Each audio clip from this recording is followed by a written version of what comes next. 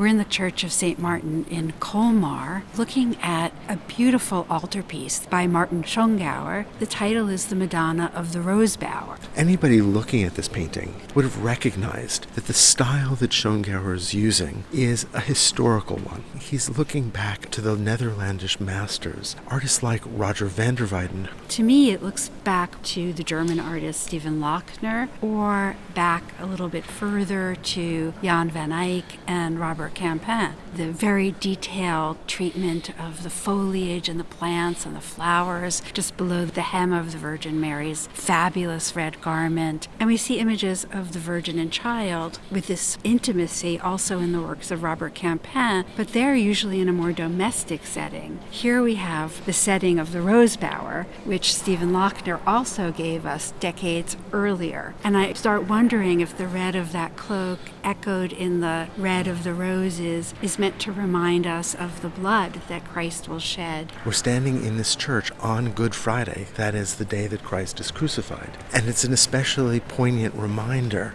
that for all of Mary's sweetness, for all the beauty and intimacy that's rendered in a scene like this, there's also Mary's foreknowledge of Christ's sacrifice, of his torture, of his death. And I think the red is echoing that, but so is a very small detail in this painting, the goldfinch. Goldfinches symbolize the passion of Christ, that is Christ's suffering. So this is a devotional image. There's not a story that's being told here, but nevertheless, a kind of story emerges of Christ's life, of his sacrifice, of Mary's life and her sacrifice, and Mary as the Queen of Heaven, crowned by angels. And look at that elaborate crown. The amount of detail in this painting is extraordinary. Look at the strawberries that are just at the Virgin Mary's feet. And we should mention that this painting has been cut down in order to fit in this elaborate frame, which was produced later. We get a sense of what the painting originally looked like by a copy of it that's now in the Isabella Stewart Gardner Museum in Boston, where we see more plants and foliage around Mary, and above the angels who are crowning her, we see God the Father and the Holy Spirit in the form of a dove. So right down the center of the painting, we had the Holy Trinity. One of the other historicizing details in this painting is the fact that Schongauer has employed a gold background instead of a landscape that employs atmospheric perspective to create a real sense of naturalism. She's clearly in a heavenly space. This is a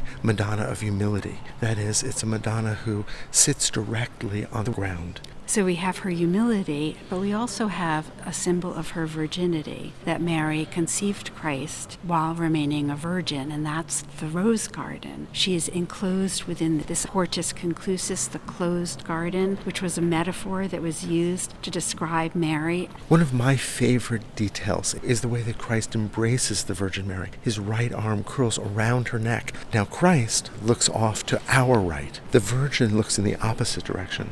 And while there is a real sense of intimacy as she holds him and he holds her, their attentions are going in opposite directions. And it makes me think about that idea of Mary's awareness of Christ's future suffering, that she turns away, perhaps in sadness, aware of that future, and he turns away from her, that their futures must diverge.